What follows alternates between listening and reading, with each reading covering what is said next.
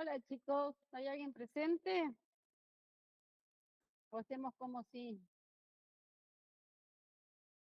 pero sí, no pasa nada. Luego les dejamos la clase y la miran cuando quieren y cuando pueden.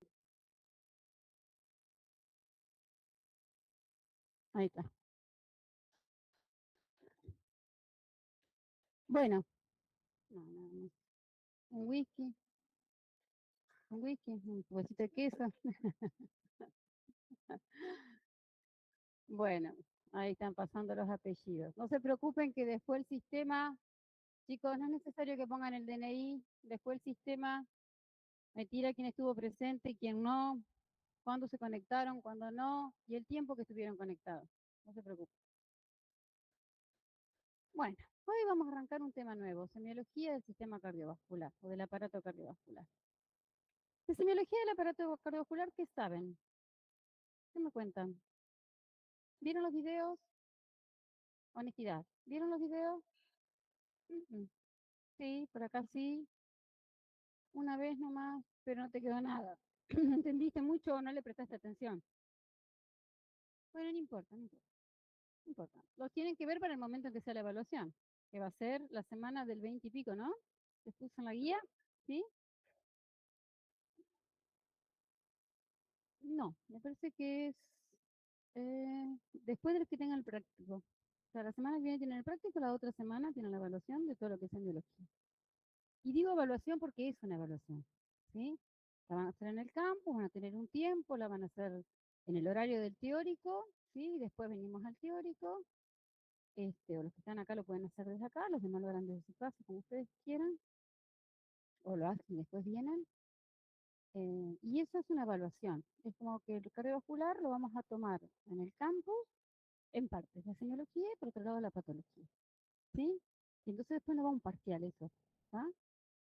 Pero va a ser así, posiblemente no todos tengan el mismo parcial, no todos tengan las mismas preguntas, ¿se entiende? Lo hacemos más personalizado, ¿sí? Ahora bien, desde semiología del sistema cardiovascular les preguntaba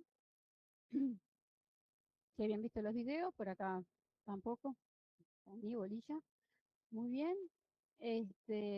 pero ¿qué saben? Ustedes de cardiovascular saben varias cosas porque vieron fisiología, vieron anato 2, ¿sí? Nosotros antes retomábamos esos temas, pero no, porque ya sé que los vieron, ¿está? Entonces no los vamos a retomar, vamos a seguir para adelante. Entonces, en función de lo que ustedes vieron, ¿sí? Cuéntenme qué se imaginan que vamos a hacer desde la semiología, pensando en una persona normal, ¿sí? ¿Qué les parece que en semiología vamos a buscar? Presión arterial, que funcione correctamente el corazón. ¿Y cómo lo podemos ver que funcione correctamente el corazón? Con un electrocardiograma, que también lo vieron en fisiología, ¿verdad? Ya eso no es de nosotros, perfecto, por ahí va a ir la cosa de la clase, ¿no? Con lo que es de nosotros y lo que no es de nosotros. ¿A qué voy?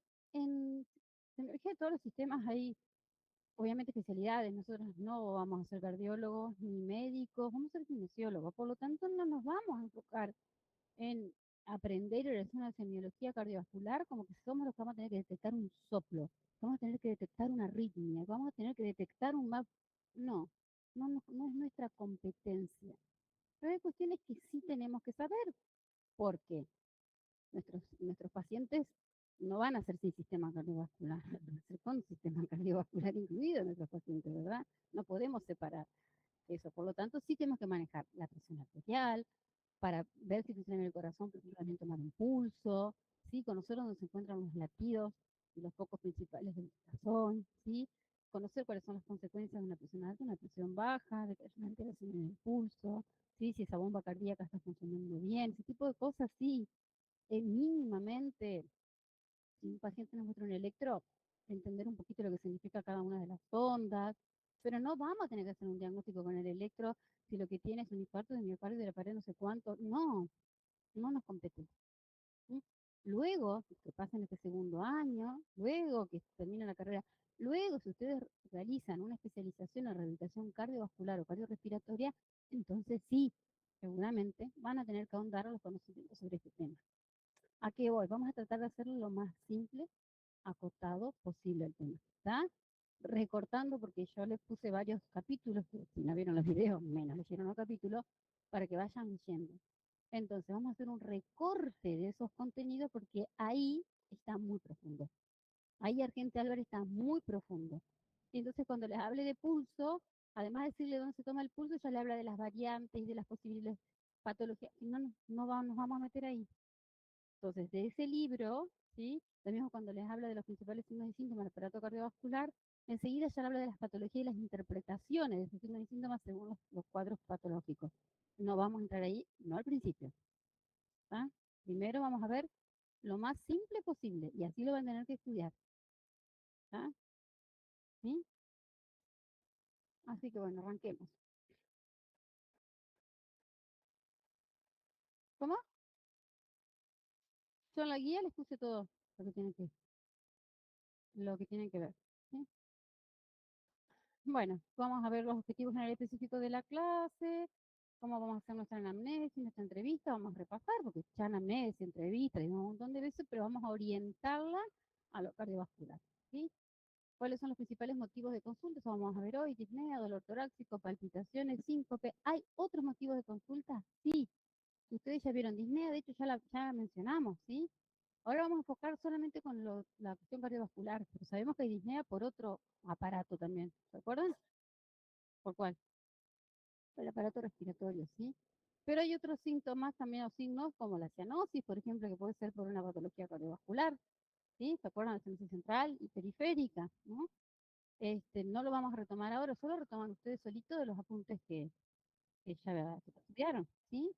El edema también es una manifestación clínica de alteraciones en el sistema cardiovascular. ¿Sí? Entonces también retoman lo que era edema, esto que aquello, y después cuando veamos alteraciones vasculares periféricas, retomaremos un poquito el tema del edema por las alteraciones vasculares periféricas, sobre todo las venosas, y también cuando haya, por ejemplo, insuficiencia venosa, insuficiencia cardíaca derecha, vamos a también tener edema, ¿sí? Pero bueno, lo retomamos en su momento. ¿Tá? Eh, lo del repaso anatómico se lo subo y lo ven tranquilo, porque como yo les decía antes, hacíamos los repasos anatómicos, fisiológicos, pero ya lo acaban de ver en el cuatrimestre pasado. En algunos años alcanzamos a ver esto antes que termine el cuatrimestre, primero, entonces a veces no lo habían visto todavía en anato.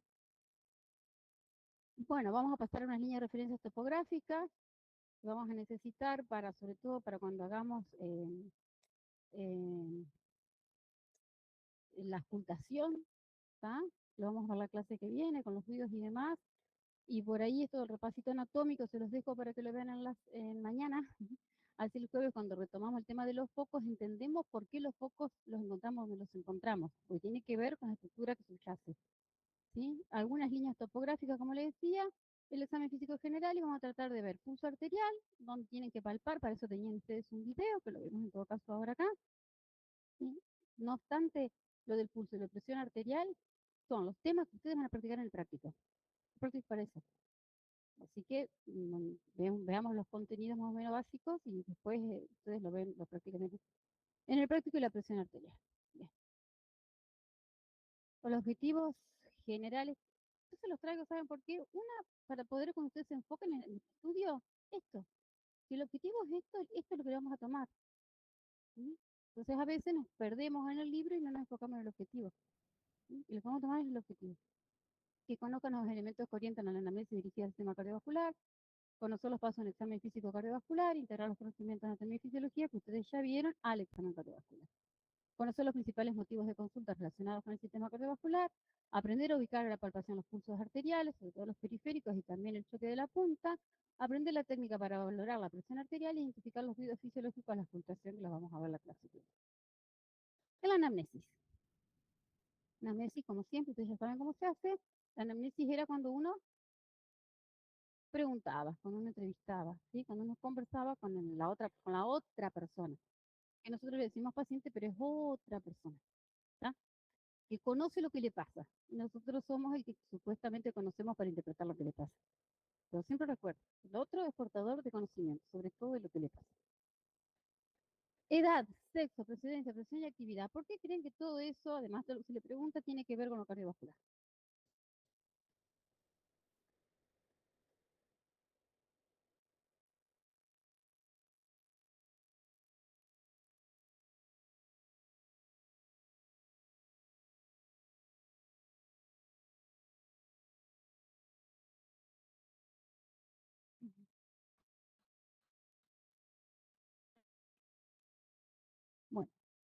Bien, la actividad, vamos a empezar, aunque está en otro orden, pero vamos a empezar con la actividad, que es lo que trae ella. La actividad, claro que es importante, ¿sí?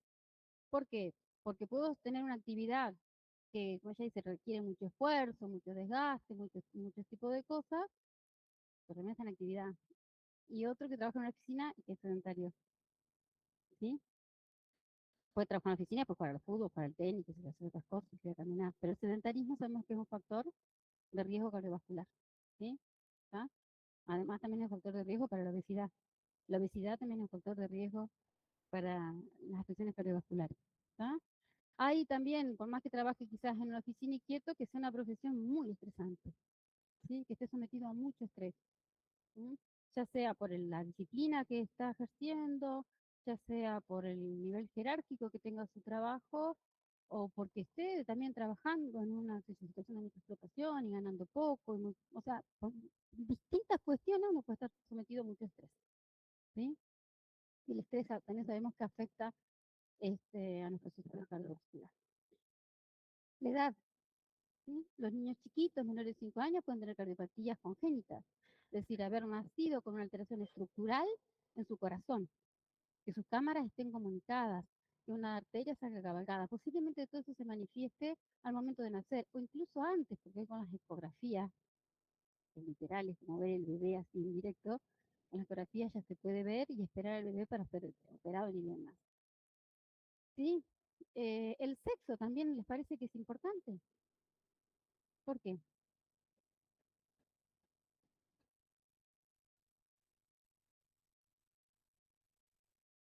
En el hombre y en la mujer. Ujú. De hecho, el sexo, ¿sí? Es un factor biológico, es un factor de riesgo que no se puede modificar. ¿Ah? ¿Cómo? Claro, el hombre tiene más factores de riesgo para generar cardiopatías isquémicas, por ejemplo, ¿sí? ¿Mm? Y sobre todo, por ejemplo, eso lo vamos a ver después cuando veamos las patologías, pero supongamos que yo y mi hermano, ya tengo muchísimos hermanos, pero supongamos que tengo uno solo. Que yo y mi hermano, nuestro papá falleció, supongamos, a los 45 años por un infarto agudo de miocardio, ¿no? Los dos tenemos riesgo de tener, ¿no? Infarto agudo de miocardio jóvenes, pero sobre todo el mayor, ¿sí? ¿Se entiende? ¿Está? Por ser varón, ¿sí? Porque además su padre, su progenitor, tuvo y falleció tempranamente por esa patología, entonces eso es un antecedente importante, ¿no? Es una importante. Bueno, con la edad también, ¿no? A ciertas edades, por ejemplo, ustedes que están en edad joven, posiblemente tengan algún angor, pueden llegar a tener palpitaciones, muchas cosas tienen que ver con lo emocional, por ahí, que no, o funcional, no necesariamente patológico. Después de los 40 años, sí, ya hay más riesgo de tener patologías, sobre todo cardiopatía isquémica, hipertensión arterial, y mayor todavía, más mayor todavía, de tener hipertensión arterial. ¿Está? Entonces la edad sí es importante, el sexo también, la procedencia, es decir, de dónde uno viene, dónde uno vive, las condiciones climáticas y demás de dónde vive, del país, de la situación política y demás, todo eso tiene que ver. Bueno, motivo de consulta, motivo de consulta. Y acá tenemos una serie de cosas. ¿Sí? ¿Cuál creen ustedes que es un motivo de consulta importante cuando es el sistema cardiovascular? Disnea. La disnea puede ser esa ¿qué era la disnea? Ya me olvidé. ¿Cómo? La falta de aire, ¿cómo más lo pueden describir?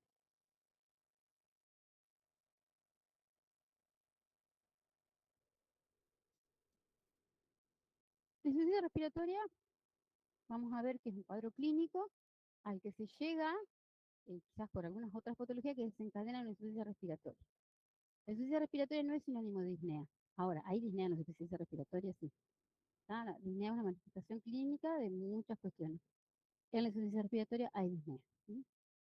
La insuficiencia respiratoria van a ver después ustedes que es más bien un valor biológico que tiene que ver con los valores de la presión parcial de oxígeno y la presión puede ser solamente de oxígeno o también puede haber un aumento de la presión parcial de dióxido de carbono en sangre arterial. ¿Sí? Puede ser mixta o solamente de oxígeno.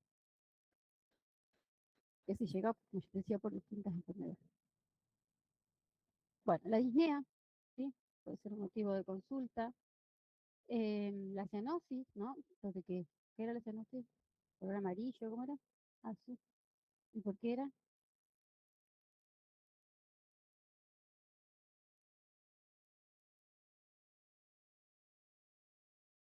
¿Por qué era la llana azul?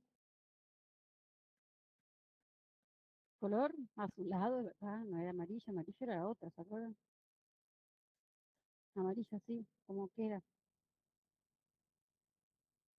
Oh, el amarillo que era cuando la color del color de la cruz se volvió. La ictericia, eso sí se acuerdan, bien. Y el azulado era la cianosis. Y la cianosis se debía ¿por qué era? Tiene algo que ver con que no haya oxígeno, con algo así, pero más que ver tiene con qué. Con el aumento de qué? De la hemoglobina reducida en la sangre capilar. Bien, mejor no preguntamos los valores, ¿no? El edema, ¿no? Es otro motivo de consulta que puede llevarnos a hacer una consulta a un especialista en radiología. ¿Qué era el edema? La acumulación de líquido intersticial en los tejidos. Y este líquido que se acumula en el intersticio de los tejidos e incluso de algunos órganos, en el pulmón, por ejemplo, puede ser, y en el pulmón es un ejemplo, por ejemplo, el edema agudo de pulmón es un ejemplo de cuando tengo una falla cardíaca, ¿no? Una falla o insuficiencia cardíaca del lado izquierdo, que se va a producir un edema en el pulmón. De para atrás, los retrógrados, va a aumentar la presión hidrostática y va a encharcar, por así decirlo, el pulmón.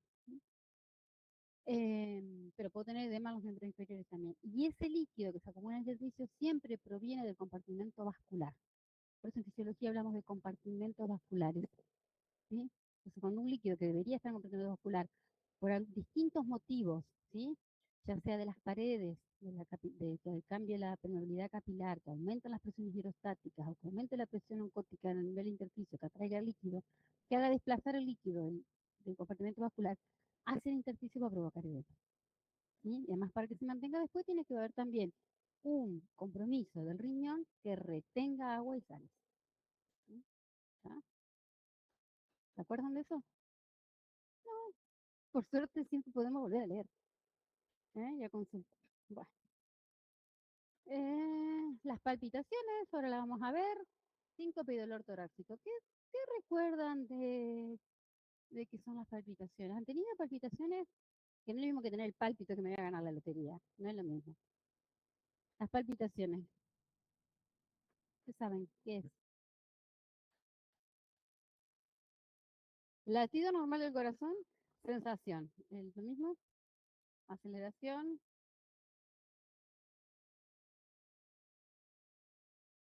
Bueno, ¿qué más? ¿Quién da más? ¿Quién da más? Aumenta el ritmo cardíaco. Vamos a ver si es todo eso, ¿no? Alguien dijo sensación, ¿no? Y vamos a ver si esa sensación, que tiene que ver con la palpitación, se acompaña de aumento del ritmo cardíaco o no. O siempre, o no. Ahora lo vemos. ¿Han tenido alguna vez palpitaciones? Sí. ¿Alguien más? Sí. ¿Alguien más? ¿En qué situación? Ujú. De estrés, de nervios, miedo. ¿Mm? ¿Ah? Pero no son enfermos cardiópatas. Ah. ¿Mm? ¿Ah? También hay mucha alegría se pueden tener, ¿no? Cuando uno espera algo. ¿No? Pero aparecen generalmente situaciones como miedo, estrés y estas cosas. Síncope. Ajá, bien. ¿Qué otra cosa más? ¿Y por qué tendría que ver con la parte cardíaca el síncope? ¿Tendrá que ver el síncope con la parte cardíaca?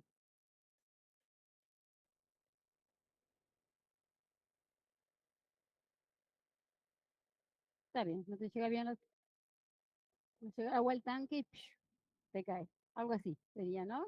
Ah, ya, no. A ver, vamos a acotar el contenido, facilitarlo, pero tampoco es extremo. ¿Ah? Ahora para introducir, pero tampoco lo vamos a llevar a ese extremo. Bien. Síncope, entonces, esto de que te desvaneces, como que perdés el estado de conciencia, vamos a ver después si por mucho tiempo, por poco tiempo y cuál es el motivo. ¿Sí? Pero es verdad, si no llega mucha sangre, no tengo un buen volumen de eyección, ¿sí? Porque no tengo un buen retorno venoso, porque tuve una gran presión y hipotensión, claro, no me llega con la presión y el flujo suficiente a nivel cerebral, me voy a desvanecer. ¿Ah? Bien. Y el otro, el puesto último, El otro que puede ser motivo de consulta, que generalmente es el más frecuente por el que uno va al cardiólogo, que es el dolor torácico. ¿Han tenido alguna vez dolor en el tórax? ¿Sí?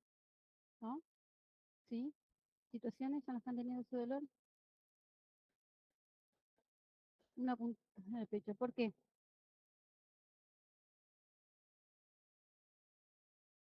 ¿Y el dolor era por el soplo?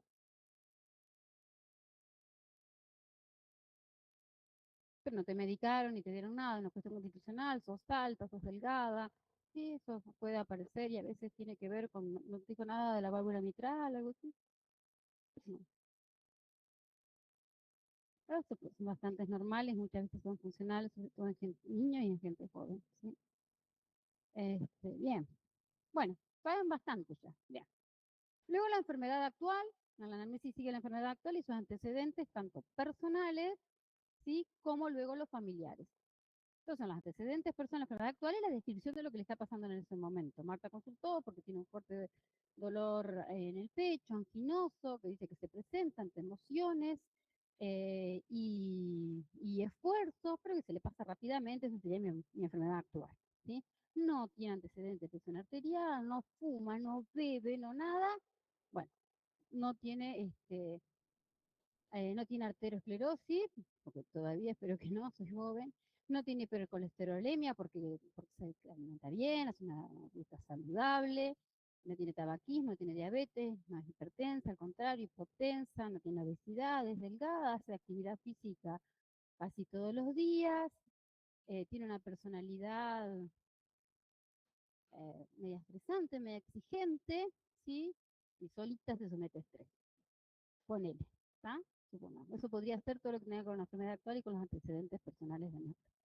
Con los antecedentes familiares, eh, hay hipertensión arterial en la familia, enfermedades cardiovasculares por la rama paterna, no hay diabetes, ¿sí? No hay obesidad, no hay ese tipo de cosas. ¿Sí?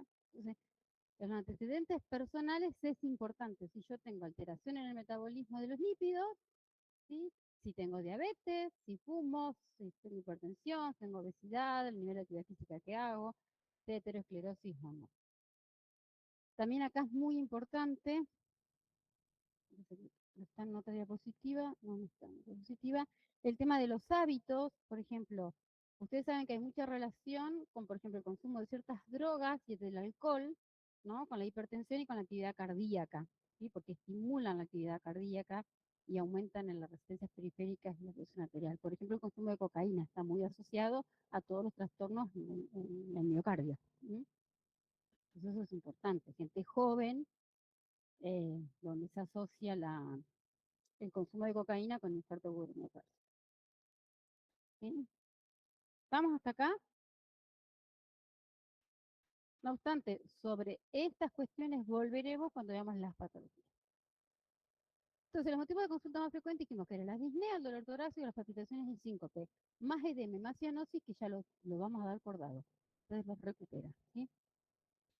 La disnea, ustedes dijeron muy bien que era esa falta de aire, esa sed de aire, ¿no? Esto de que la respiración, digamos, yo respiro, no estoy, inspiro, ahora inspiro, no estoy, no es consciente nuestro acto de ventilar. La verdad que es insoportable la energía que gastaríamos si tendría que ser una cosa consciente. Cuando esa respiración, digamos, esa ventilación, se vuelve consciente, yo soy consciente de que estoy haciendo además como mucho esfuerzo ventilatorio para compensar ciertas demandas metabólicas que tengo que no, como que no alcanzo, como que hago demasiado esfuerzo para no tanto esfuerzo físico quizás que estoy haciendo, eso es la disnea. ¿Está? Entonces tengo una respiración que es agradable, es laboriosa, secundario al incremento del trabajo respiratorio. Dolor torácico. Si ustedes piensan que el aparato cardiovascular, el sistema circulatorio, lleva sangre, lleva oxígeno a todo el cuerpo, en cualquier lugar que haya isquemia puede haber dolor. ¿Sí? ¿Ah? Pero como nos vamos a concentrar en el dolor torácico, vamos a hablar de las causas que pueden provocar dolor torácico. En el tórax hay muchísimas estructuras que pueden dar dolor. No necesariamente de origen vascular ni cardiovascular. ¿Está? Vamos a ver las que son de origen cardiovascular. Y algunas son porque afectan la irrigación del miocardio y otras no. ¿Ah? Igual, las que más se dan son las causas de dolor torácico que más se dan son las isquémicas del miocardio. ¿Sí? Angina de pecho, estable, inestable, infarto agudo del miocardio, muerte súbita, ¿ah? Pero hay otros orígenes. Las palpitaciones, como alguien dijo por ahí una sensación, es eso, es lo mismo. Nosotros no somos conscientes de que el corazón está latiendo.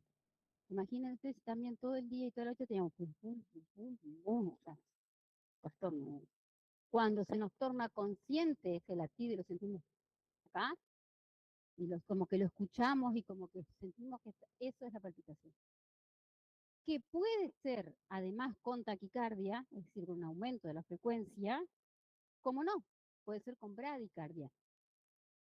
Puede ser rítmico, como podemos sentirlo como que es arrítmico. ¿Sí? Generalmente esas palpitaciones, vamos a ver ahora, generalmente son benignas. La mayoría de las veces son benignas, están relacionadas con estados emocionales, anímicos, miedo, sensación de huida, todo ese tipo de cosas. ¿Sí?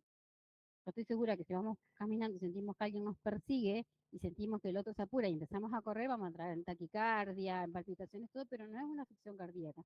Es que nuestro cuerpo se está defendiendo de una situación respondiendo en tono simpático y aumentando el ritmo. ¿Sí? Pero puede haber otras causas, por supuesto. Y muchas veces pacientes con arritmia importante, peligrosa, no tienen palpitación. ¿Está? Bien. Pero es eso, la percepción de la actividad del corazón y es molesta, una sensación molesta del latido cardíaco que está ahí presente.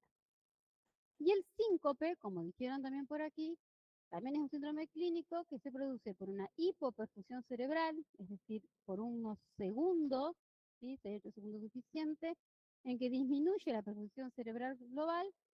Esta hipoperfusión es autolimitada, o sea, por un ratito nomás, pero suficiente para que haya una pérdida brusca de la conciencia y del tono postural, por eso me caigo, no me desmayo. ¿Sí? Lo importante del síncope es que es muy breve y cuando yo me despierto, por así decirlo, cuando salgo del síncope, salgo totalmente lucida. O sea, eso es la característica del síncope. Si dura mucho tiempo y se acompaña de movimientos por demás y quedo medio nubilada, ya es otra cosa, ¿sí? Es una convulsión, por ejemplo. ¿Ah? Y las causas son distintas. Hoy no vamos a entrar en detalle en eso hoy. ¿Sí?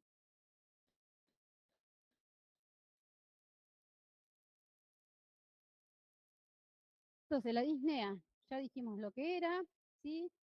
¿Cuándo va a aparecer? Cuando hay un desbalance entre lo que es la oferta, ¿sí? Del oxígeno que me está entrando y la demanda de oxígeno que mi metabolismo corporal está pidiendo. ¿Sí? Yo tengo una capacidad de apuesta reducida a las necesidades de la ventilación, o sea, lo que estoy ventilando no alcanza para satisfacer esas necesidades metabólicas, pero también puede aparecer en alteraciones neuropsicológicas y tomar conciencia del actor respiratorio. Vieron que el pánico se acompaña mucho de disnea, ¿no?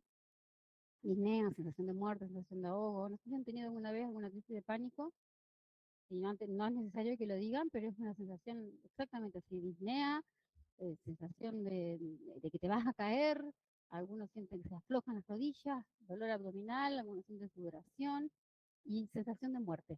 Por eso el pánico hay que tomarlo muy en serio, porque en ese momento, aunque dura poquito, pero puede aparecer muchas veces por esas situaciones en el día o en los días, pero en ese momento las sensaciones de muerte. Por muchos motivos puede ser por estrés, por otros problemas, por estar muy tensionada, muy presionado, por cuestiones de tu vida no resuelta, o sea, por muchas cuestiones. Pánico de que hay que, cuando aparece, hay que tratarlo.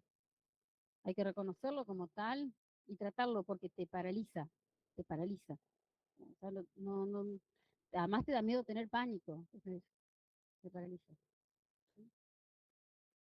La disnea, bien, yo puedo tener un desbalance entre la oferta y la demanda de oxígeno, pero el metabolismo corporal, yo salgo a correr, voy a tener disnea, sobre todo si no estoy entrenada. Y es una disnea fisiológica. ¿Ah? Mi cuerpo se está adaptando a una situación que yo estoy requiriendo el organismo como un consumo de oxígeno y un metabolismo que en ese momento no es capaz de responder, entonces puedo tener disnea. ¿Sí? La disnea puede ser de origen respiratorio, cuando yo tengo una patología respiratoria, por ejemplo, asma bronquial, ¿alguien? ¿Conoce a alguien que tenga asma bronquial? ¿Ha estado al lado de una persona con asma bronquial?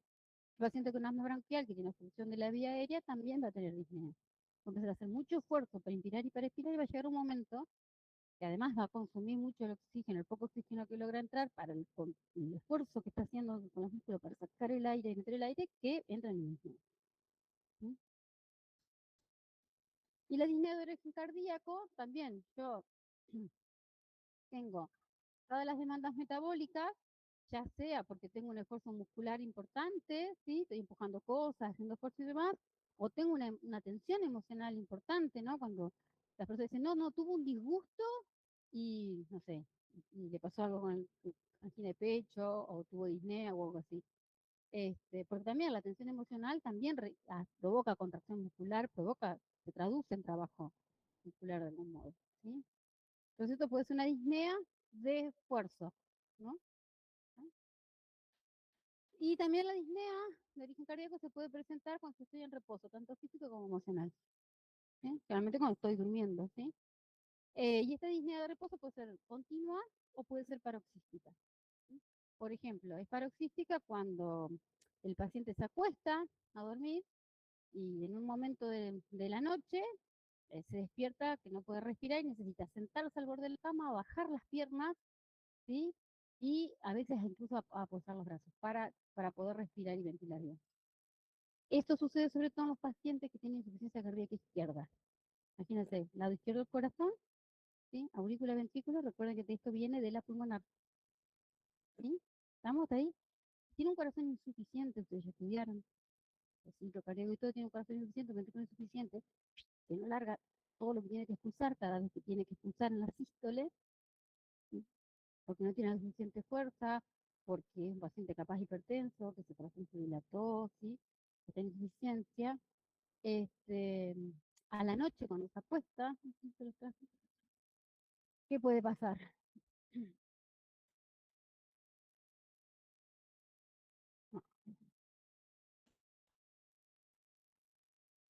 A la noche cuando se acuesta, se reabsorben más rápido los edemas, que capaz hay durante el día, se reabsorbe más rápido el líquido, aumenta el retorno venoso, aumenta el llenado en un corazón que es insuficiente y entonces va a producir hacia retrógrado, hacia el pulmón, eh, un aumento de permeabilidad vascular y entonces va a aparecer esta sensación de disnea provocada por una causa cardíaca. ¿Se entiende? La insuficiencia cardíaca izquierda hacia retrógrado afecta al pulmón. ¿Sí?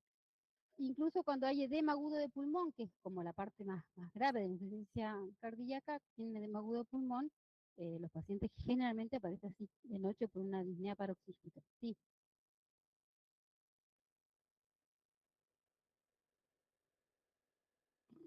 la disnea puede ir acompañada de alteraciones, y en algunos pacientes sí y en otros no. Las palpitaciones generalmente cursan con cuestiones emocionales o alteraciones en el ritmo. A veces sí hay alteraciones ya sea mecánicas o alteraciones eléctricas en el corazón por las cuales tenemos palpitaciones. Y también cambios de volúmenes. Cuando hay cambios de volumen también pueden aparecer palpitaciones. ¿Sí? Pero sí puede haber un paciente que tenga disnea, palpitaciones, puede haber, pero no necesariamente juntos. No siempre están juntos. A veces un paciente puede tener disnea y palpitaciones. Además, si yo tengo disnea y siento falta de aire, es posible que me ponga nerviosa y que también sienta palpitaciones. ¿Sí? Pero si estoy en una insuficiencia cardíaca, posiblemente también tenga palpitaciones. A ver, si tengo una disnea importante paroxística. ¿Sí?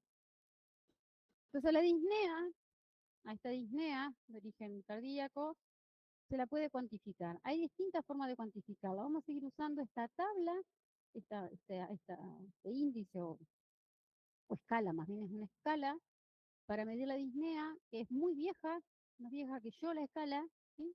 Pero por ser tan práctica para usarla, eh, para aplicarla con el paciente en la anamnesis y demás, eh, se sigue usando muchísimo. ¿Sí? Entonces vamos a ver que cuando unas personas presenten disnea, y acá dice o dolor precordial, porque cuando evaluamos la disnea de origen cardiovascular, el dolor precordial y la disnea se utilizan como sinónimos, como equivalentes. A veces la persona presenta disnea y a veces presenta dolor precordial, ANGOT, ¿sí? Y se utilizan como equivalentes en este caso. Cuando la persona presenta disnea, dolor precordial cuando realiza grandes esfuerzos como correr, subir varios pisos de escalera, dos, más de dos, hace deporte, trabajo físico intenso, que efectuaba sin molestia poco tiempo antes, grado 1. ¿Ah? Es decir, a ver, yo antes caminaba 6 kilómetros y no tenía ni disnea ni dolor precordial. Resulta que con el paso del tiempo, yo, bueno, yo estoy entrenada, ahora hago los 6 kilómetros y empiezo a tener disnea. Entonces me tengo que preocupar, ¿entiendes? ¿Sí? Sí. Salvo que tenga una gripe, por ejemplo, si yo salgo a caminar, pero tengo una gripe, y es normal que la gripe me dé un poquito de disnea, y no sería una disnea de origen cardiovascular, ¿sí? Tiene que ver con la gripe, con la nariz tapada, capaz con otra cosa, cuando salgo a caminar, no voy a salir a caminar con gripe tampoco, es medio ilógico, pero bueno, pongamos, ¿sí?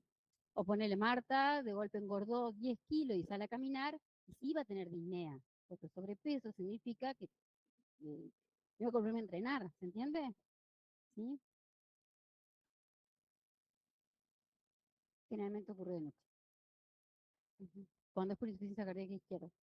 Por esta situación que se acuesta, hay una reabsorción de los edemas, un aumento del retorno venoso, del llenado auricular en un corazón insuficiente y entonces hace esta consecuencia retrógrada.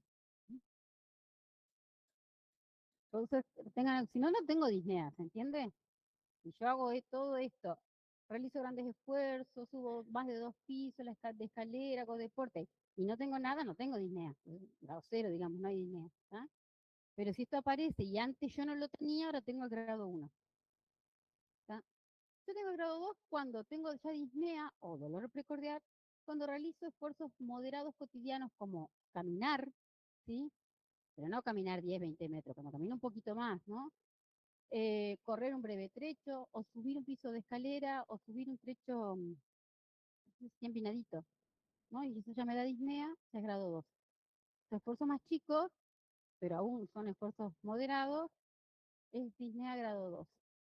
Disnea grado 3 cuando tengo disnea o dolor precordial, cuando realizo esfuerzos ligeros, como higienizarse, vestirse, hablar o comer.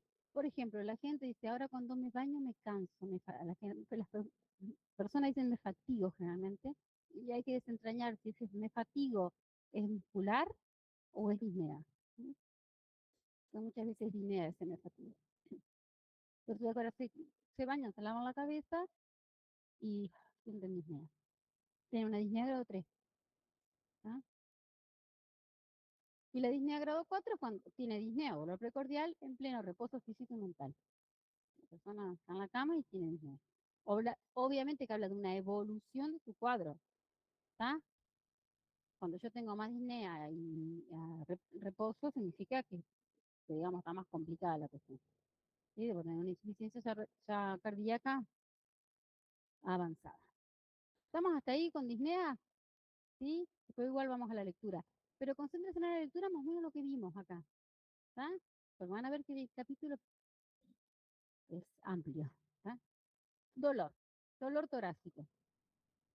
Como ven el dibujito, lo van a encontrar en el libro de Farrera, ese dibujito, si lo quieren consultar, van a ver que yo puedo tener dolor en todo lo que sea relacionado con el tórax de muy diferentes estructuras, órganos y sistemas, que no tienen que ver con lo cardiovascular, ¿no?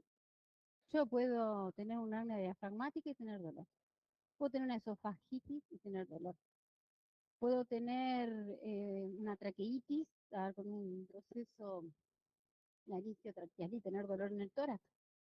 Yo puedo tener una neumonía, que la neumonía, que el pulmón tiene las dos pleuras, la neumonía puede comprometer, la neumonía es una infección del parénquima pulmonar, pero puede comprometer las pleuras, ¿sí? Y entonces se me puede dar un dolor, sobre todo puntada de costado, y tengo un dolor torácico, pero no necesariamente es un dolor cardiovascular, ¿sí? Yo puedo tener alteraciones en la pared del tórax, puedo tener un hombro doloroso que se irradia el tórax, puedo tener un herpes zóster, la culebrilla, ¿sí? El herpes zóster que va afectando los nervios periféricos, ¿sí? Y genera vesículas y provoca mucho, mucho dolor y dolor conflictivo además, ¿sí? Puedo tener una osteocondritis, ¿sí? Una inflamación, ¿sí? A nivel del cartílago, donde las costillas se articulan en el esternón, y eso provoca mucho síndrome de Tietze, se llama. Eso provoca mucho dolor en la zona, y me dice, "Ay, me duele el tórax, me duele el tórax", y se toca con un dedo o con todos los lugares de dolor. Eso no es un dolor torácico de origen cardiovascular, pero vaya que asusta. Las personas llegan con mucha angustia con ese dolor. No es un dolor que dura en el tiempo, que dura mucho, mucho rato, que duele cuando me muevo, ¿m? ¿Ah?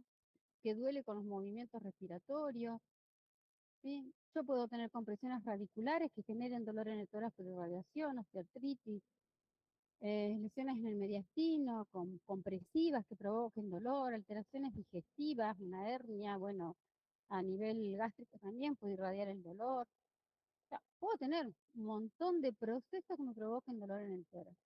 Ahora, el dolor de origen cardiovascular generalmente se debe a una isquemia del miocardio, ¿sí? Cuando yo tengo una disminución en la irrigación sanguínea y por lo tanto del aporte de oxígeno al músculo cardíaco, eso provoca dolor y depende del tiempo que dure esa isquemia, además de dolor, puede producir necrosis. Y al producir necrosis produce infarto. ¿Sí? Un infarto agudo de miocardio cuando tengo una necrosis. Y el dolor es lo que le llamamos angor o angina de pecho. Pero hay otras causas que pueden provocar dolor a nivel cardiovascular, que son, recuerden ustedes que el corazón está envuelto también por el pericardio, como las pleuras del pulmón, ¿sí? Entonces, a veces, ya sea por cuestiones viróticas o por cuestiones bacterianas, puede haber una infección con una inflamación de estas membranas que cubren el corazón, y eso también provoca dolor, y es un dolor pericárdico, que tiene algunas diferencias, no solamente en la etiología, sino en las características del dolor, con el dolor de origen isquémico. Y también puedo tener dolor porque la aorta puede haber una disección, como que se abre la aorta, por así decirlo, entre sus paredes y pasa la sangre entre las paredes de la arteria. Obviamente que esto es una urgencia médica y es quirúrgico y es gravísimo. La disección de aorta no diagnostican rápido y no se interviene rápido, el 50% de los pacientes en 24 horas fallecen. ¿Sí? O sea que es una urgencia y provoca muchísimo dolor, que puede empezar en la parte, se va haciendo dolor, que bien afecta el pecho, se irradia hacia el dorso, que puede empezar en la parte más alta, piso cuello, la zona de la clavícula, y baja. Empieza a bajar hasta que llega a la zona lumbar, porque ya compromete a nivel de la aorta abdominal. ¿Tá? Tengo muchas estructuras que pueden provocar dolor en el tórax, no todas son de origen cardiovascular, pero siempre que nos duele el tórax, a todos los humanos, nos preocupa, porque pensamos que lo que duele es el corazón. ¿Tá? Y sí,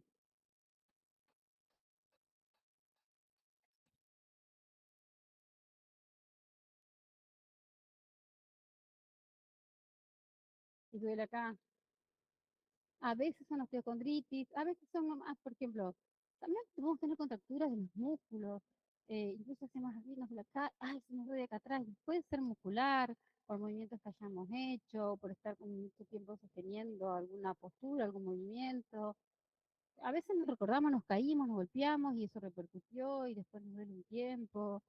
A veces en el síndrome hasta se ve abultado la zona donde tenemos la osteocondritis. Y además si empezamos a tocarnos y a tocarnos, como que cada vez molesta más, duele más. Ujú. Bueno, les dije que se le iba a hacer corta y bueno. Entonces, el dolor torácico tenemos. Cuando yo tengo una disminución del aporte de oxígeno al músculo cardíaco, ¿sí?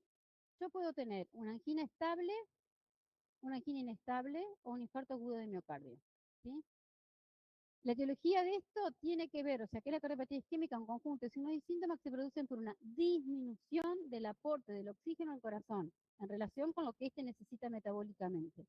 La causa más común es la obstrucción y el mecanismo es el ateromatoso trombótico. Es decir, se forman placas de ateroma que van obstruyendo levemente hasta que lo obstruyen completamente al vaso, ¿sí?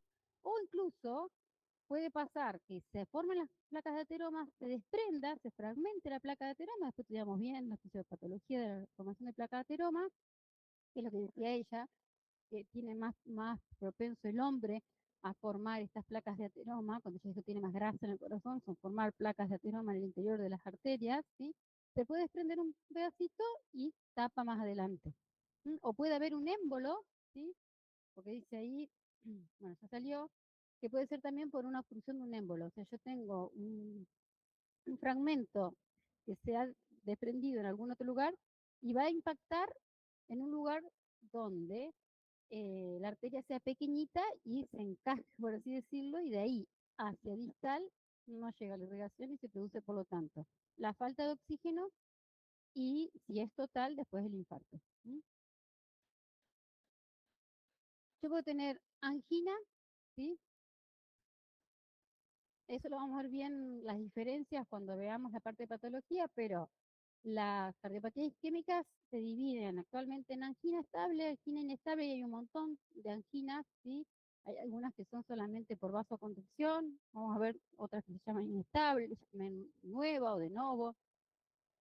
Pero la estable es cuando yo ya hace un tiempo determinado tengo que se presenta de manera con la, más o menos con la misma frecuencia, un síndrome anginoso, doloroso en el pecho, eh, cada qué sé yo, con tal frecuencia, semanalmente, quincenalmente, una cosa así, más o menos siempre igual, ante las mismas circunstancias, esfuerzo, empujé unos muebles, o por cuestiones emocionales.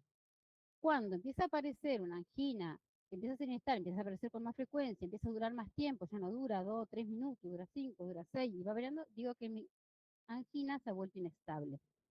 ¿Sí? ¿Se entiende? Cuando va cambiando el patrón de la forma de presentarse.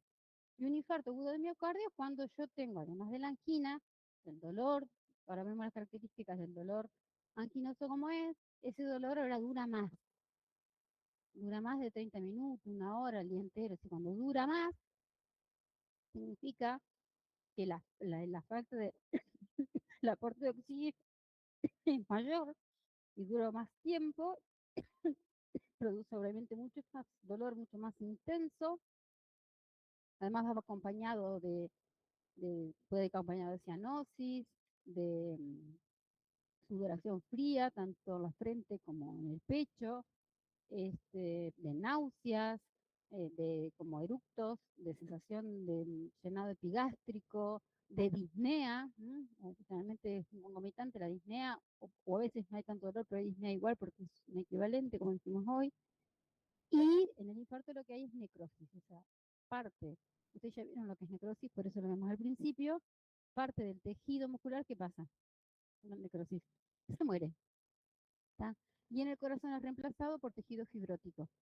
No se vuelven a generar músculo cardíaco que vuelva a ser contráctil. Se genera una cicatriz. ¿Tá? Y entonces ese ventrículo, por ejemplo, esa porción de ese ventrículo va a depender de la magnitud de ese infarto, va a dejar de ser contráctil. Entonces pierde un poco función. ¿Sí?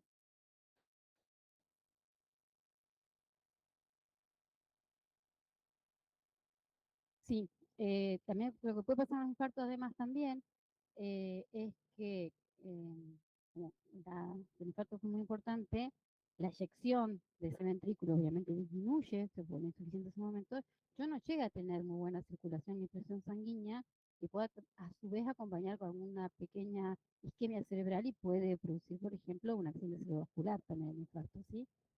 Pero ahora vamos a las características del dolor, ya que lo traes vos porque hacia el brazo también se irradia el dolor. Y a veces esa irradiación, ya que lo trajiste, no siempre es el mismo dolor que sentimos en el pecho, sino que es como parestesias, pinchazo, adormecimiento. Bien. Y generalmente es dedo, meñique y del lado. ¿Sí? Porque es toda la parte cubital. ¿Sí? ¿Cómo es ese dolor? ¿Cómo es ese dolor de la angina? ¿Cómo es ese dolor? ¿Eh? Punzante. Puede ser punzante. O sea, puede sentir como una puntada, pero ahí va. Es más bien opresivo. No, porque punzante sería, punzante. Estoy exagerando, chicos, ya no conozco. Es opresivo. Generalmente, el que tiene angor, angina de pecho o dolor de infarto no dice, ay, ya está. No. Sí, es cuando nos ve algo de la estructura de la caja. ¿Eh? ¿Eh? Lo localizamos. Aparte de acá, acá, acá, acá, acá, bueno, tengo otro problema, ¿no? Es opresivo. opresivo. La gente agarra la mano como en garra o puño. Es algo que está apretando. Yo me río porque, bueno, hace muchos años que da clases, ¿no? Entonces al principio le decíamos que era como una plancha pesada, pero la plancha no existe, no saben lo que es una plancha, ¿verdad? Yo me olvidé lo que era una plancha. Y si me gusta esa casa con vapor, así no la tengo, pero digamos, si voy a planchar, que sea así, no se plancha más. Pero antes, no sé, yo lo vi en casa de abuela y la plancha era una cosa pesada. Ahora las deben haber visto en las casas de antigüedades o de decoración en alguna casa. Planchas pesadas de hierro que le ponían el carbón adentro. Eran pesadísimas. Entonces, en los libros viejos van a ver en la descripción, no van a ver los libros viejos, pero decía la descripción que era como una plancha. Otros dicen como una pata de elefante, pero ¿quién ha experimentado una pata de elefante en el pecho? O sea, ¿no? Es opresivo. ¿M? Eso es opresivo, una cosa que aprieta. Algunos dicen que es constrictivo, como de que tenazas que te están apretando. Así lo describen. ¿M? Entonces esas van a ser las características del dolor. Dicen que es tenebrante, como el de las muelas que te atraviesa. ¿Sí? Otros más raros dicen que es transflictivo, como algo que te atraviesa, ¿no? De acá a la espalda, que te atraviesa un dolor. ¿Sí? Pero nunca es puntual. ¿Se entiende? También la bibliografía es lo que dice que un dolor que pase entre los dientes, no para arriba, para el maxilar superior no, entre los dientes, interdentario, hacia abajo, hasta otra línea que pasa en el ombligo, un dolor que se presente ahí con estas características conductivas, generalmente empieza retroesternal y de ahí se irradia, pero puede no aparecer retroesternal, pero generalmente es así la presentación. Esto acá, dolor con esas características en esa zona, es sugestivo de infarto endocardio. ¿Está? O de dolor anginoso, pero su máxima expresión es infarto endocardio. ¿A dónde se puede irradiar? Hombro izquierdo. Se puede irradiar al cuello, la clavícula, al lado izquierdo. Pero también se puede irradiar al lado derecho, más raramente, pero puede pasar. Al brazo izquierdo y sobre todo a la zona cubital. Y esa radiación es como ese tipo, parestesia, pinchazo. No es tanto el dolor contractivo en el brazo como es en el tórax. ¿Sí? También se puede desplazar hacia la zona del bote. ¿Ah? Y lo que tiene el infarto agudo de miocardio es que su dolor dura más. Después vamos a ver que se hace electrocardiogramas y tiene un dibujito especial, que se hacen estudios de ciertos medidores químicos que también los vamos a ver en otro momento, ¿sí? Como troponina C y otras más, pero lo vemos después, ¿está? Entonces tenemos por un lado la cardiopatía isquémica. La causa es la disminución de oxígeno en el músculo cardíaco, ¿está? Puedo tener una angina estable, inestable, entre las anginas inestables hay un montón, que tiene que ver con la forma de presentación y la duración y con qué se alivian y no. Y el infarto agudo de miocardio que no se va a aliviar con ningún medicamento del dolor, que se pueda tomar el paciente, que se le pase, ¿no? Eso, que dura mucho más en el tiempo y que deja necrosis. ¿Está? ¿Qué nos interesa el dolor? La intensidad. Hay personas que tienen, obviamente que eso tiene que ver con una cuestión también subjetiva, que viven distinto el dolor, personas que soportan más dolores, o personas que tienen menor umbral de dolor, aunque casi los humanos tenemos casi todos más o menos umbral de dolor, pero algunos los sufrimos más, otros menos. Pero también hay ciertas situaciones, como por ejemplo las personas con diabetes, pueden no sentir tanto dolor en el infarto. Pueden incluso las personas con diabetes y ancianas transcurrir un infarto sin dolor. ¿Sí? Porque tienen la diabetes, recuerden que tienen un síndrome metabólico, un síndrome vascular y un síndrome neurológico. En el síndrome neurológico puede tener alterado todo su sistema sensitivo que transmite el dolor. ¿Sí? Por lo tanto, las personas mayores también pueden tener infarto con menos dolor. ¿Estamos? Entonces, la localización, ¿no? No importa la localización. Ese dolor así como retroesternal, como detrás de la corbata, ya tampoco se usa la corbata. La propagación, las posibles irradiaciones que puede haber, ¿sí? El tipo, carácter, eso si es tenebrante, atenazante, opresivo, constrictivo, punzante, ¿sí? Sería eso, urente. ¿Sí? La iniciación, dónde se inicia el dolor, hace cuánto tiempo, etcétera. La duración, cuánto tiempo dura, la angina de pecho dura minutos, 3, 5 minutos, no más de 10 generalmente el episodio espinoso. Lo que sí puedes volver a pasarle mañana, pasado, traspasado, ¿está? En el infarto dura más de 30 minutos. Los concomitantes, esto que decíamos hoy, presenta además sudoración. En el infarto, generalmente sudoración fría en la frente y en el tórax, ¿sí? Cianosis, eructo, esta sensación de estar con una plenitud gástrica como lleno. ¿No? Puede tener náuseas, puede tener vómitos en el infarto, ¿sí? Disnea, por supuesto. La disnea, como dijimos, más que un concomitante o un acompañante, por si esta palabra no la recuerdan, es un equivalente. ¿Cuáles son los factores desencadenantes? Un disgusto, un ataque hipertensivo, ¿sí? Un esfuerzo, una exposición al frío, ¿ah? ¿Mm? Y factores de atenuación. No obstante, mucha gente debuta, nunca supo que tenía quizás ateromatosis, o nunca supo que tenía alteraciones en su territorio arterial, porque nunca se hizo un estudio, porque nunca sintió ningún síntoma, nunca nada, y de golpe tiene un infarto de miocardio y se muere. Eso es la muerte súbita. ¿Ah? Súper sanísimo, hay un montón de ejemplos, súper sanísimo, se fue a jugar al pádel como todos los fines de semana con sus amigos y se quedó frito en la cancha. ¿Sí?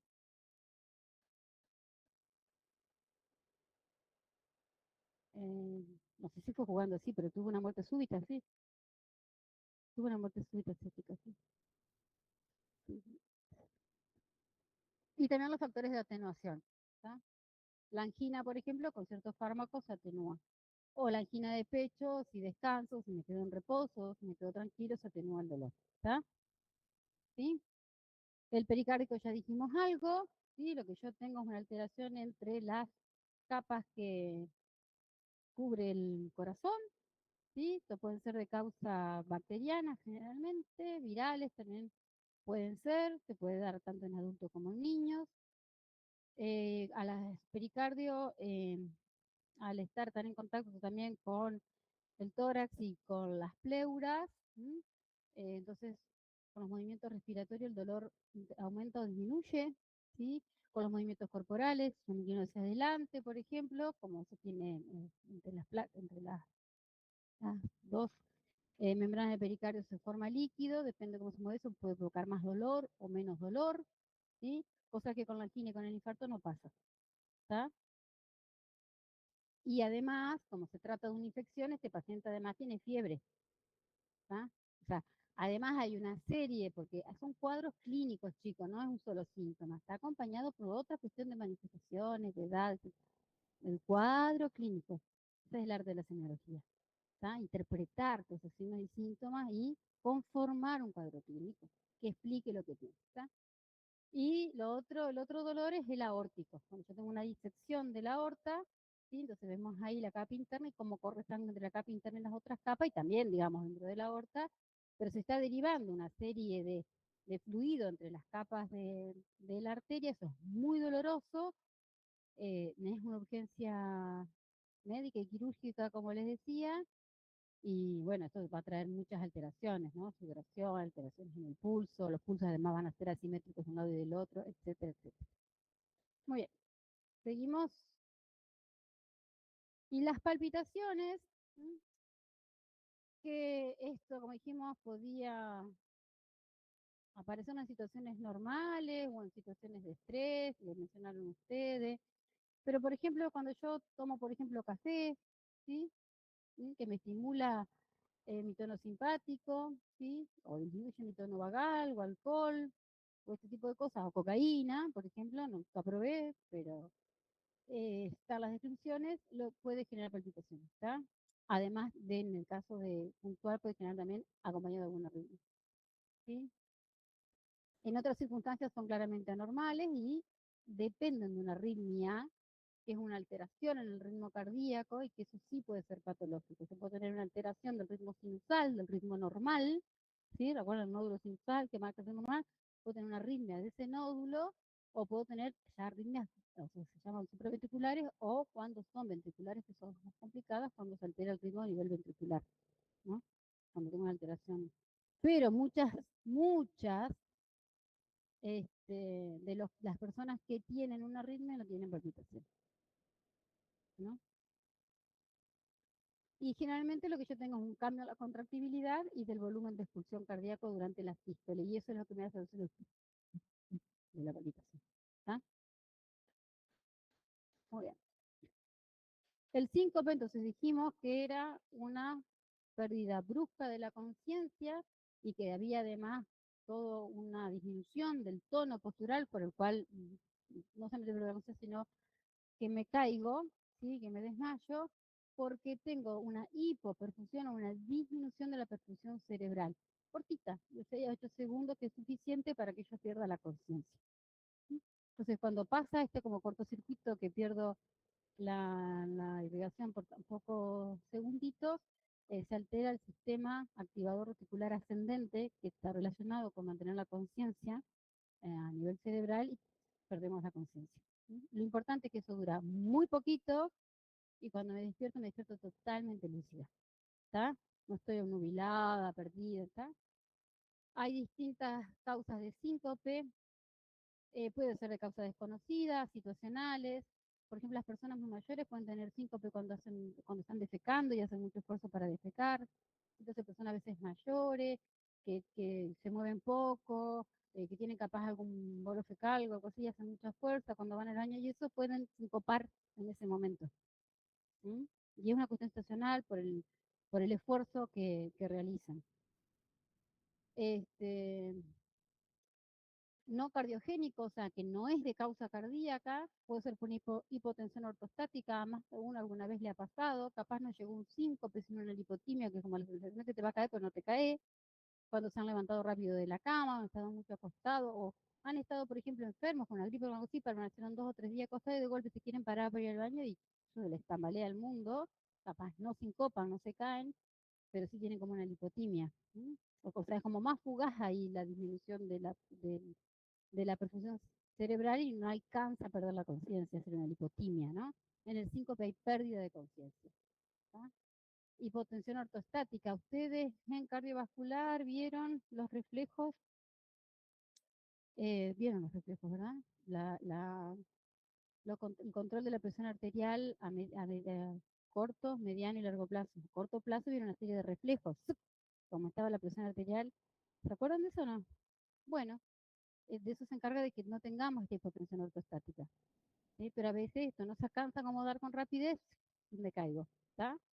Porque queda en vasodilatación todo el sistema periférico y no alcanza a haber presión para poder oxigenar y se pone en un síncope.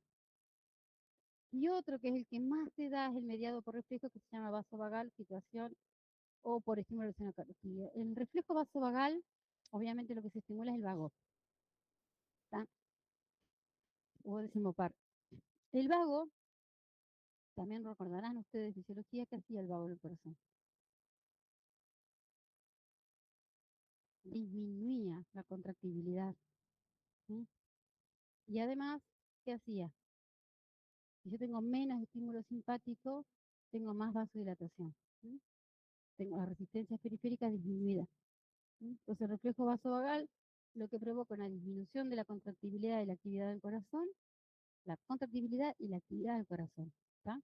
Y por otro lado, vasodilatación. Y entonces genera esta, que uno síncope.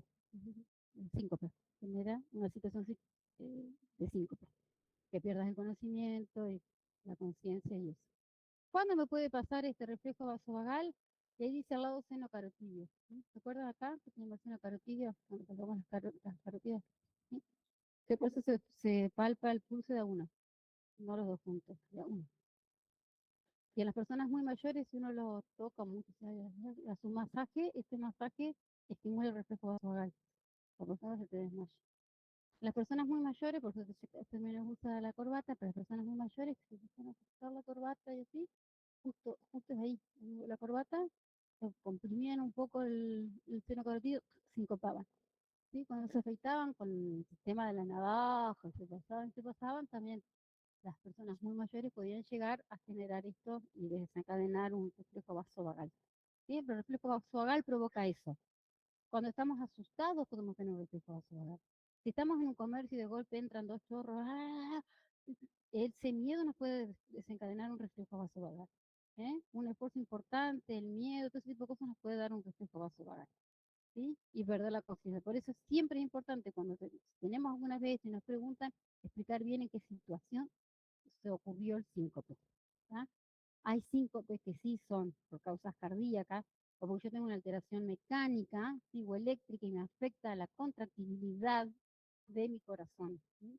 Y entonces tengo menos eyección sistólica o tengo menor retorno venoso, y entonces ahí sí hay un problema. Cuando el síncope es cardíaco, sí es un problema, porque puede ser una falla cardíaca y entonces sí hay que verlo y diagnosticarlo. ¿Ah? Pero generalmente la mayoría son o por estímulo del reflejo vasovagal o de causa desconocida. O sea que en general el síncope, la mayoría son benignos, pero cuando no son benignos son cardíacos. ¿Está? Esos son importantes. Ahí es importante tenerlo en cuenta. ¿Cómo están? ¿Qué hora es? ¿Podemos seguir un poquito más? Bueno, bárbaro. Con respecto a la topografía, había un videíto de la anatomía que se los retiré, pero ya les dije que se los vuelvo a colocar. La topografía, vamos a tener en cuenta en el tórax una línea, que es la línea medio esternal. ¿Ah? Mango del esternón, la mitad del mango esternón hacia abajo, cuando dice si tengo la línea medio esternal. Al ladito, sobre el borde del esternón, voy a tener otra línea. Es la línea paraesternal, ¿sí? Busco la articulación esternoclavicular hacia abajo, pero es por el borde del esternón, es la línea paraesternal. Y luego tomo la clavícula, ¿sí? Articulación esternoclavicular dice acá voy a tomar la esternoclavicular, pero tomo la clavícula, mitad de la clavícula, tiro una línea que generalmente pasa por adentro de lo que es eh, mamelón, o como quieran decirle, o pezón, ¿sí? Esa línea es la medio clavicular. Y la voy a tener muy en cuenta, porque cuando veamos nosotros el examen del tórax, el examen físico del tórax, tengamos que observar el choque de la punta, que es, digamos, ese choque que va a producir el latido apexiano del ventrículo izquierdo, lo voy a ubicar en el quinto espacio intercostal por dentro de la línea medioclavicular. ¿Ah? Y cuando busque los focos de ocultación, voy a tener en cuenta esas líneas y los espacios intercostales. ¿Sí? Entonces acá quedan configuradas estas tres líneas en cada hemitórax, ¿sí? Y además se le va a sumar la línea axilar anterior, ¿sí? Lo vamos a ver de costado, con el brazo horizontal al piso. Vamos a tener una línea en la axilar anterior, donde yo tengo acá el pectoral, de ahí hacia abajo, marco la línea anterior, dorsal ancho, marco hacia abajo, la línea axilar posterior, y en el medio voy a tirar la línea axilar media. ¿Sí? ¿Así está acá? Bueno, ¿dónde está? Bueno, en el medio la línea axilar media. Entonces acá tenemos la línea, ¿esta cuál sería? La medio external. Esta que está acá, la podríamos marcar un poquito más adentro, la línea. La paraesternal estaría acá, la medio clavicular, y acá adelante marcaría la línea axilar anterior. ¿Sí? Busco el ángulo de Luis, ¿se acuerdan lo que era el ángulo de Luis? Es eminencia ósea que une ¿qué? El manubrio del cuerpo. ¿Sí? Ahí, ¿sí? Yo llevo hacia lateral, lo que encuentro es el segundo espacio intercostal. ¿Sí? Si me cuesta encontrar los segundos, entonces por arriba tengo el primero, para abajo el tercero, cuarto, quinto, ¿está? Y así ubico el espacio intercostal. Si no, agarro la clavícula y bajo, y lo primero que tengo, el primer espacio intercostal, y sigo bajando. Lo que sigue duro es la costilla, sigo bajando el otro espacio, y así voy contando los espacios y me voy ubicando. ¿Sí? Bien. Esas cosas las pueden hacer todas en el práctico. ¿Esto lo ven en casa? ¿O quieren ver ahora? En la inspección. Ah, ¿qué ven ahí? ¿Eh? Te voy a traer después. A ver, yo tengo reino. Me saqué foto porque mi reino es mucho más lindo que todos los que están por todos lados.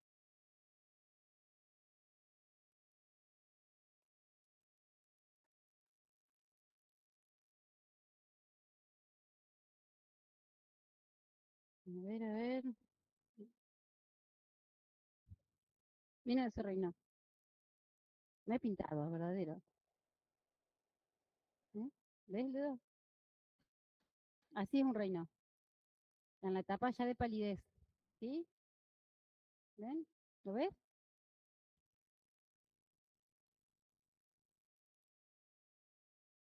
Tienen los dedos totalmente amarillos porque no tienen sangre. En ese momento, de un ratito, también se adormecen, parece un corcho, una cosa así, no sé, parestésico. ¿Sí? Eso es un reino. Entonces, ¿qué es lo que tenemos que mirar? ¿Qué es lo que tenemos que mirar? El color, ¿eh? ¿Sí? La fascia, la expresión de la cara, también la coloración, si es cianosis o no, ¿sí? La fascia puede haber incluso edema palpebral, ¿sí? Eh, la expresión que tiene el paciente. Siempre decimos que cuando uno está enfermo tiene expresión de enfermo, cuando uno está fatigado tiene expresión de fatigado, cuando está dolorido tiene expresión de dolorido, ¿sí? La posición que presenta, el decúbito, dijimos hoy, no lo mencionamos, pero en la disnea, por ejemplo, la disnea paroxística nocturna por una insuficiencia cardíaca, en la que ahí quizás llega a un edema pulmón, ese paciente, antes de eso, cuando tenga esta disnea paroxística, dijimos que el paciente se iba a sentar, que iba a bajar los pies de la cama y que iba a estar directo, sentado. ¿Sí? Eso se llama ortopnea, no puede respirar en otra posición que no sea la erecta. Los que tienen ortopnea también son los pacientes asmáticos. Cuando están en crisis asmática necesitan estar sentados y agarrarse de algo para que hagan punto fijo, los músculos, en el caso del asma, ¿no? Los músculos inspiradores accesorios para que ayuden a poder inspirar. ¿Sí? Entonces, esa posición se llama ortopnea. Si yo tengo un paciente en ortopnea, ¿sí? Más algunas cuestiones del pulso, del electrocardiograma y demás, bueno, puedo hacer unos diagnósticos que tengan que ver con lo cardiovascular. ¿Sí? Si presenta una disnea, si el hábito constitucional es una persona delgada, es una persona obesa, de sobrepeso, la coloración de la piel, cianosis o palidez, y también de las mucosas, porque la cianosis también se observa en las mucosas, y la presencia no de edema. ¿Sí? Acá vamos a ver que el Raynaud después tiene, el Raynaud en realidad lo que hay es una vasoconstricción y es una alteración funcional. No hay un, generalmente no hay un sustrato orgánico, no hay una alteración de los vasos, sino que es una cuestión de vasomotora, ¿sí? Y generalmente está asociado con el frío, con el uso de ergotamina, o sea, asocia a las personas que tienen migraña, distintas cosas. Tiene una fase que es más cianótica, pálida y luego roja cuando vuelve la sangre. Pulso. ¿Qué es el pulso? Pulso arterial se palpa. Vamos a ver que hay otro pulso que se llama venoso. Lo vamos a observar en la yugular, externa o interna. Es más fácil en la externa. Sobre todo al lado derecho se puede observar del otro lado, pero se observa más que nada al lado derecho porque está más en relación directa con el corazón derecho. Entonces, con el pulso venoso, vamos a ver que se observa, no se palpa. Yo veo cómo está funcionando, como da información sobre todo la presión venosa central del lado derecho del corazón. Pero el pulso arterial, ¿qué es? ¿Qué es el pulso? Fisiología, ¿qué es el pulso? ¿Eh? El pulso. ¿Pero qué es el pulso? Eso, tac, tac, que yo percibo. Bueno, la presión con la sangre arterial es la presión arterial, ¿no? Pero ese pulso, sí, suele ser a un ritmo, sí. Pero el pulso, ¿qué es? Es una onda expansiva que tiene que ver con qué? Con la sangre que va llegando al corazón, ¿sí? Entonces, generalmente, yo tomo el pulso, pum, pum, pum, cada pulso es como cada contracción que hizo el ventrículo izquierdo y esa onda expansiva, ya que las arterias no son un caño rígido, no es un PVC, se distienden, ¿no? Porque aumenta la presión sistólica y luego una distólica baja y entonces lo podemos percibir en la palpación. ¿Ah? Entonces el pulso arterial se palpa. ¿Ah? Y cuando nosotros lo palpamos, tenemos una serie de características que considerar. ¿Cómo lo palpamos? Ustedes vieron que el pulso es una de las primeras cosas que hace el médico cuando nos está evaluando. Incluso a veces cuando nos pregunta, sí, ¿vos cómo te llamás? ¿Qué haces? Te agarra así, ay, mientras vos hablas ya te toca, te toma el pulso y demás. Entonces, ubicamos la arteria, ubicamos los tres dedos, ¿sí? Generalmente uno frena un poquito la presión y palpa el del medio, generalmente, ¿sí? ¿Ah? Entonces, nosotros lo que tenemos que contar, generalmente lo que contamos es la frecuencia, ¿verdad? Usamos para eso, ¿sí? Usamos para contar la frecuencia, la cantidad de latidos por minuto, que es de, la cantidad de latidos por minuto es de 80 a 100, de 60 a 100, ¿sí? Sería como lo normal, ¿está? 60 generalmente tiene una persona más bien si es deportista entrenado, pero de 60 a 100, más de 100 tendríamos, más de 100 se llama taquicardia, taquipignia, ¿sí? Es un aumento de la frecuencia cardíaca. Menos de 60, bradicardia, bradipignia, ¿sí? Y es eh, por debajo, digamos, del valor normal. Entonces, para una de las cosas que nos sirve tomar el pulso es para la frecuencia, ¿sí? Que es el número de pulsaciones por minuto, ¿está? Otra característica que tenemos que ver es la anatomía, o sea, ubicar la arteria donde va, ¿no? Tenemos que ubicarla en el canal que esté pasando en relación con la anatomía del lugar, saber ubicarlo a cada uno de los pulsos periféricos. Eso lo va a hacer el práctico. Entonces, ese día el práctico se tienen que venir con short, se tienen que venir con ropa cómoda para poder acceder a palpar los pulsos periféricos entre todos ustedes, además de tomarse la presión. ¿Tá? En eso va a consistir su práctica. Y también van a ocultar los focos, ¿sí? Ocultar números, ocultar ruidos normales, ¿tá? Ruidos normales. Otra cosa que tenemos característica que ver del pulso arterial, recuerden que nos informa, como les dije yo, el pulso venoso informa que se ve el corazón derecho. El pulso arterial entonces nos informa el corazón izquierdo. Nos informa esa, la función de la bomba izquierda. Nos informa sobre la volemia, ¿sí? Que estoy manejando, ¿sí?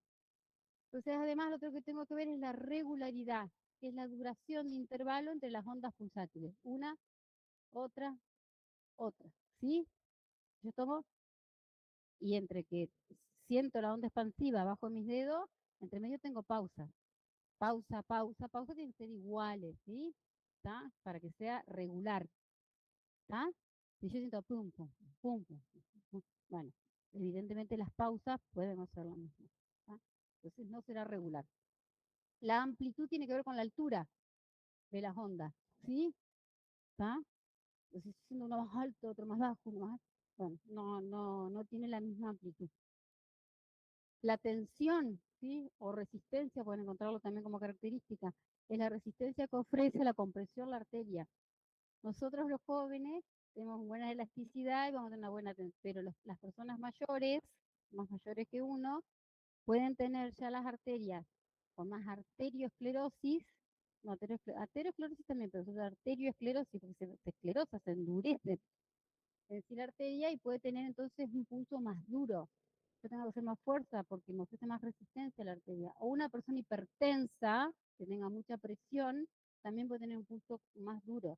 Una persona hipotensa, que tenga menos presión, va a ser más fácil colapsar esa arteria, va a tener menos tensión. ¿Se entiende? ¿Sí? Eh, la igualdad tiene que ver con comparar la amplitud de las ondas. Onda, onda, onda, ¿sí? Misma amplitud. Onda, ondita, onda, ondita, tengo una amplitud diferente, ¿sí? Entonces voy a tener un pulso desigual. ¿Se entiende? Obviamente que no es normal. ¿Tá? La forma o característica de la onda puede subir normalmente y bajar normalmente, o subir rápidamente y bajar rápidamente. O puede subir lento, pero poquito y bajar lento. Entonces se llaman distintos. Magnus, Teller, eh, Parvus, Tardus, pero bueno, no vamos a entrar en esos detalles, ¿está? ¿Mm? Tiene que ver si hay insuficiencia de las válvulas, entonces van a ser más magnum, o si hay estenosis de las válvulas, entonces van a ser más chicas los pulsos. ¿Sí? ¿Eh? El pulso se nota así, pero además también se pueden graficar esas cosas. ¿Sí? Sí. Y la simetría tiene que ser igual de los dos lados. ¿Sí?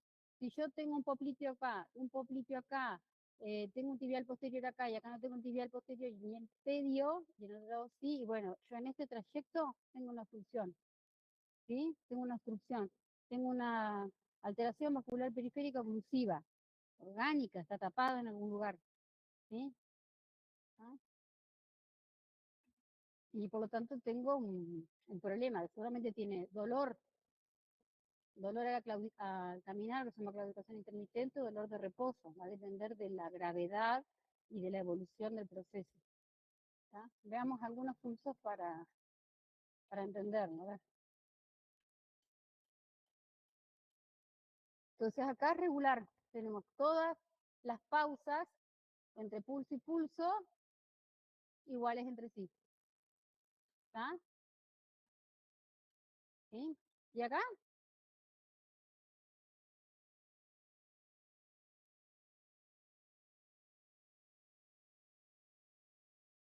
¿Las pausas son iguales? Tenemos pausas que no son iguales, ¿sí? Pero hay algo que por ahí va por dosis. ¿Las amplitudes son iguales?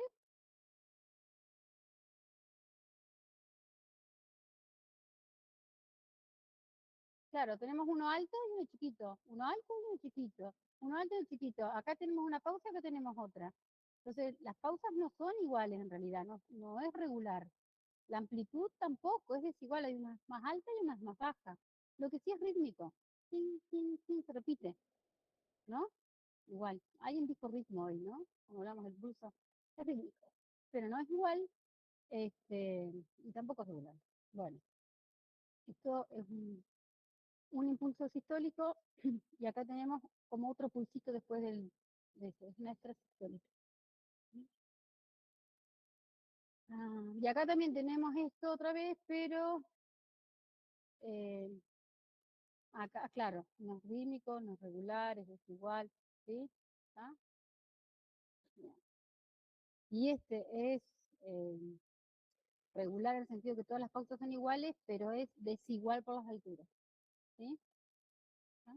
No importa a qué se debe, sino que sepan interpretar esto de la igualdad, porque sí parecen como todo habla de lo mismo, pero no, ¿sí? Entonces, con esos dibujitos practican. ¿Ah? Por ejemplo, en un examen puede haber esto y ustedes decir si es igual, si es igual. Este pulso es regular, igual, y ustedes dirán que no, que es verdadero, que es falso, ¿sí? Bueno, acá tiene este video, lo tienen puesto, ¿sí? Tiene algunos errores en la traducción, me estuve fijando, eh, para tomar los pulsos periféricos. ¿Lo quieren ver? ¿Lo ven en casa? Lo ven en casa. Y el de la presión arterial, igual presión arterial tomaron en los prácticos de fisio, ¿verdad? Presión arterial tomaron, así que lo ven en casa. De presión arterial recuerden un par de cositas, cómo se toma. El manguito, chicos, va arriba del pie del codo. 2 dedos arriba del pie del codo. ¿Sí? Si yo soy muy delgadita, no me pueden poner un tensiómetro que tenga un brazalete de 35 centímetros, porque me van a dar 25 vueltas a el brazo. Si tengo un brazo gordo o voluminoso, no puedo poner un brazalete de niño que es cortito, ¿sí? Porque no voy a alcanzar a apretarlo, se lo voy a apretar muchísimo. ¿Se entiende? Ten en cuenta estas pavadas. 2 traveses de dedo por arriba del pie del codo. El estetoscopio, yo sé que hasta que se toma cancha es difícil manejar todo. El estetoscopio no va bajo el manguito. Queda comodísimo ponerlo bajo el manguito, pero no va bajo el manguito. Si yo lo pongo bajo el manguito, el estetoscopio está recibiendo la presión del manguito contra la arteria. Y yo necesito que el manguito, por eso lo inflo, el manguito lo inflo, la cosa le ¿qué presión normalmente tenemos vos? Bueno, 90, no, 90, 120 milímetros de mercurio, ¿verdad? Ni mandarina ni manzana, 90, 120 milímetros de mercurio. Ah, a la persona hay que preguntarle más, ¿qué presión tiene normalmente? Entonces yo voy a insuflar un poquito más de la presión que me dice, ¿sí? 10, 20 más de lo que me dice. ¿Sí? Cuando llego a este punto, seguramente está la presión que hace el manguito, ¿sí? Sobre el brazo y sobre la arteria que la colapsa. La presión no hay. Empiezo a zafar el manómetro, la perillita, para que vaya escapando el aire. ¡Pum! No puedo hacerlo rápido. ¡Pum! Se va rápido y no mido nada. ¿Sí? Entonces, de a poquito voy de a poquito y no continuo, un poquito, otro poquito, otro poquito, otro poquito, otro poquito, hasta que empiezo a sentir los ruidos, ¿sí? ¿Ah? Hay unos ruidos sordos, hay unos ruidos más fuertes, hay unos ruidos eh, como más así confusos, más algodonosos y después desaparece el ruido. Los primeros ruidos, el primer ruido que siento, toma la presión sistólica. El primer ruido, por eso tengo que escuchar. El tensiómetro, si bien la agujita, y se empiezan a coordinar todo, cuando tengo el primer registro de presión sistólica, la agujita es así, lo habrán visto. Eso generalmente coincide con el primer ruido que yo voy a sentir. Esa es la presión sistólica. ¿Tá? Sigue bajando, deja de temblar además al final, pero eso también a veces me pierde un poquito, porque a veces antes, cuando el último ruido que existe es la presión diastólica. ¿Tá? Entonces, al estetoscopio lo tengo que apoyar sobre la arteria, ¿sí? En lo interno del brazo, ¿sí? Buscar el pulso ahí, braquial humeral, ¿sí? Ahí voy a poner para sentir el pulso, ahí lo estoy sintiendo yo, ¿tá? Ahí tengo que apoyar. Entonces, claro, una mano tiene que manejar esto y otra mano tiene que tener la membrana del estetoscopio, ¿sí? También, a veces lo que tienen los manguitos del tensiómetro es un lugar para calzar el manómetro, digamos, y que va midiendo. Entonces lo calzan ahí, se les queda bien y se ven bien, ¿sí? Y con la otra mano pueden palpar el pulso. ¿Eh? ¿Tenés una hora? Bueno, mostralo vos. Y también pueden a su vez palpar el pulso. Entonces pueden hacer la relación palpatoria. ¿Sí? Cuando aparece el pulso del sistólico y lo que no pueden tomar con el palpatorio es el diastólico. ¿Tá? Porque ya sienten el pulso. ¿Eh? Pero con la cancha se lo puede hacer. Sí, bueno, hay eléctrico. Yo digo porque hay videos, muchos videos de la presión arterial, y explican, entonces después vemos que meten el estetoscopio abajo de manguito. No, ¿sí?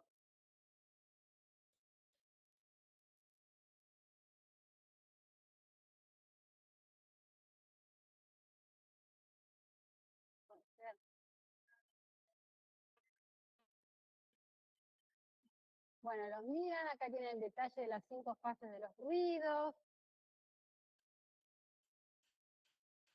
y les dejo la bibliografía. ¿Sí?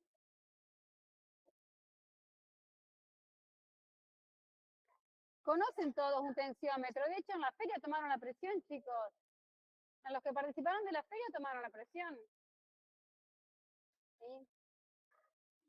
Bueno, así que en el práctico, por favor, gurises, ropa cómoda, todos metan los dedos para palpar los pulsos no se palpan así, se palpan la mano así, ¿sí? O sea, no así, no puedo poner el dedo así para palpar tengo que poner así, ¿sí? ¿Tá? Pongan así, los dedos van a palpar mejor. Y la otra, si yo quiero palpar y estoy así, no voy a sentir nada, tengo que concentrarme en lo que estoy haciendo, ¿entiendes? ¿Sí? Lo hacemos una vez bien y listo, no hay que hacerlo 10 veces. ¿Ah? Bueno, para los que no están en casa, muchas gracias. Nos vemos la comisión B el jueves, ¿sí? Adiós. Bueno, chao chicos. ¿Eh? No, no olvidé. Chao, chao. Me olvidé las planillas.